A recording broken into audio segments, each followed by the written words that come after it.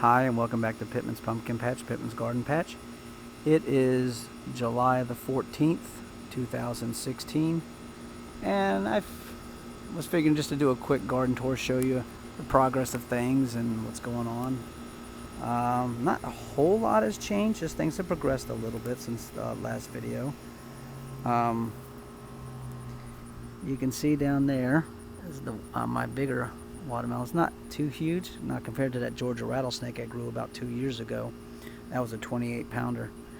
But these black diamond varieties seems to be doing okay. I got about 5 left out of 8. I had 2 or 3 of them that started to rot, and just for whatever reason the plant decided it couldn't support those, so it dropped 3 of them, and so I got 5 left, and they're going okay. As you can see, the tomatoes are in various stages of ripening. I harvested maybe about 5 or 6 small to medium sized ones yesterday. I'm hoping to start getting a little bit bigger size tomatoes. As you can see, fairly loaded with tomatoes. They're self-pollinating, but I also come out here and when there's blossoms and stuff like right in there, I just kind of tap on the branches and shake them around a little bit like that to loosen the pollen and help set the flowers.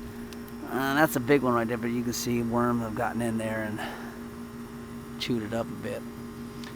Over here to the newly pumpkin plants. Oh, before I get to those, I got a pumpkin plant over here.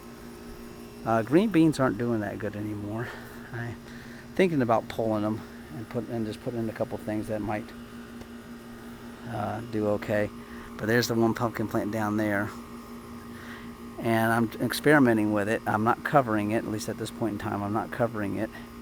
It's a Mr. Wrinkles variety, and I'm sitting there doing experimenting with it with all these different other kinds of crops that are around it. Hopefully it'll mask the smell of it so that squash bugs and vine borers won't find it as easy, and cucumber beetles. So I got some Thai basil down there.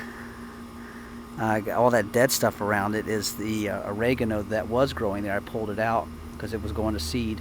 So I pulled it out and just left it around the thing, hoping the smell of the dying oregano would help mask it.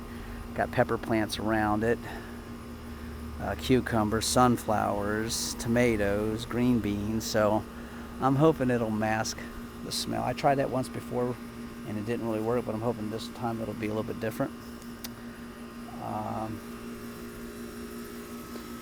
So over here to these pumpkin plants that are inside the white mesh, hopefully that's coming through okay. They're doing really nice. Those are healthy. Both varieties are expert pumpkins. They're in the Howden family of pumpkin, which is one of your typical Halloween kind of jack-o'-lantern pumpkins. But I tried to grow them 2 or 3 years ago and they didn't survive, so I had some seeds left over and they're doing really nice and healthy. So it won't be much longer, maybe a couple weeks, and they'll probably start putting out a vine, and then all this area is going to get filled up real quick. Right now it looks great, but it'll fill up fast. Sorry for the AC unit on as I'm walking past it. There's more shot in there of it. Here is the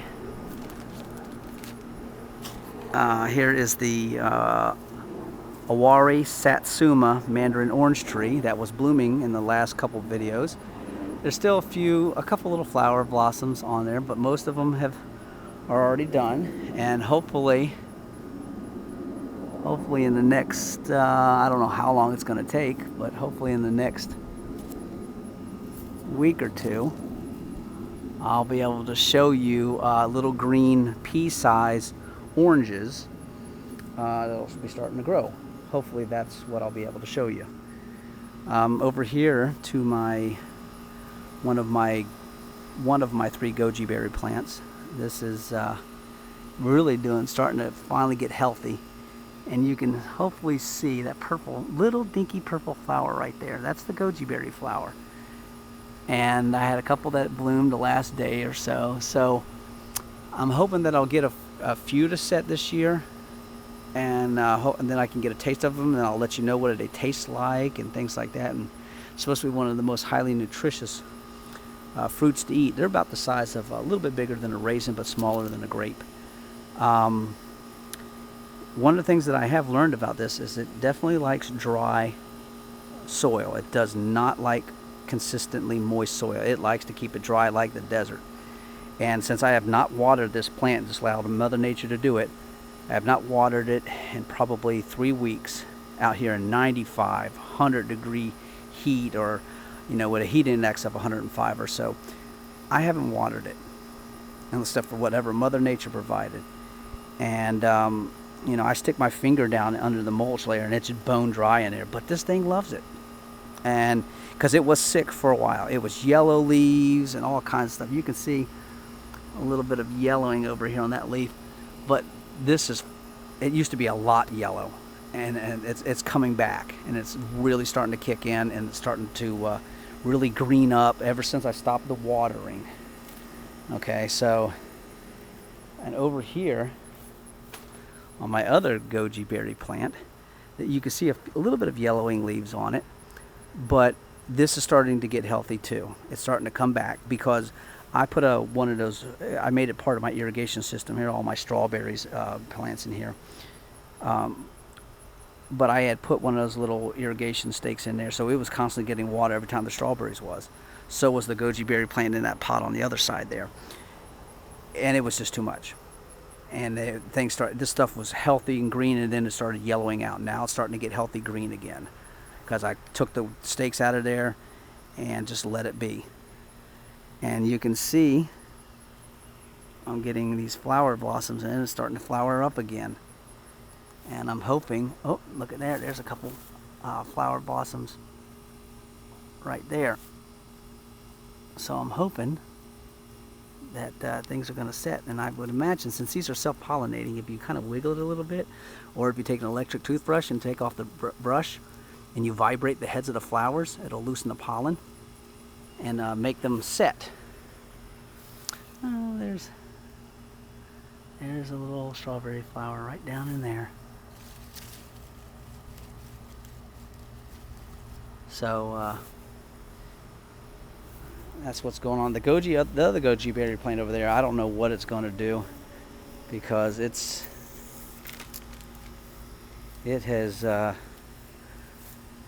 started to come back, but I think something's kind of ravaged it again. This used to be all leaves and stuff over here, and it just kind of I got chomped on or something. It's trying to survive, but it's not really growing up much height-wise. It got nibbled by rabbits over the winter. Just never really covered so much. Here are my blackberries. I didn't get a whole lot of them out of them this year. I'll be pruning them off here not too long. Harvested maybe about 7 or 8 blackberries the other day off of pretty much this one bush, and so they're doing okay. Got a little bit of blueberries left over. Got maybe one bush that's got a decent amount of them. They're still taking their time ripening up. I got an occasional blueberry here and there.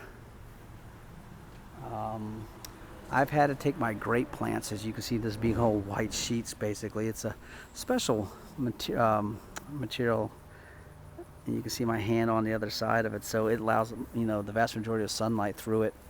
It's not the tool material that I've mentioned before in the past. This is a different kind of fabric I ordered off of eBay, and I had some pieces left over, and I've had to cover my grape plants, and I should have done this a long time ago, because the Japanese beetles have just decimated my grape plants, and they're decimating my apple trees. So I finally came in here and have started to cover these the last couple of days, and finally you can see some growth in there starting to come out a little bit and finally getting a chance to grow. So that's how that's going down. Should have done it a long time ago. And you can see over here on my apple trees, you can see the one's got the same material on it, and the one to the right of it actually has a bird netting over it, because those leaves have been skeletonized very badly by Japanese beetles. And so I put a bird net over it. It's not, the holes are, small, but probably there'll be a few Japanese beetles that get through, but I think it's going to deter quite a few of them. Now I got another apple tree to the left of the one apple tree that's covered with the white material, but they haven't really touched that one, so I'm leaving that alone until I see evidence that they're really starting to go after it. I have one more bird netting. It's a bit of a pain in the neck to get the bird netting over it. It's definitely a two-person job, and it helps if you have tall poles or some kind of long piece of wood or PVC pipes that are real tall that you can use to kind of drape over it and go over top of it, over top of the tree. But I gotta kind of fix that one that's in the white there, because I gotta put a pole, put a couple pieces of PVC pipe together and put it up the center of the tree and get the material off the top of the apple tree so it'll grow correctly, because you can see how it's all mushed down, and I don't want that. I just put that on there temporarily, but I'm gonna fix it up here in the next couple of days. All right.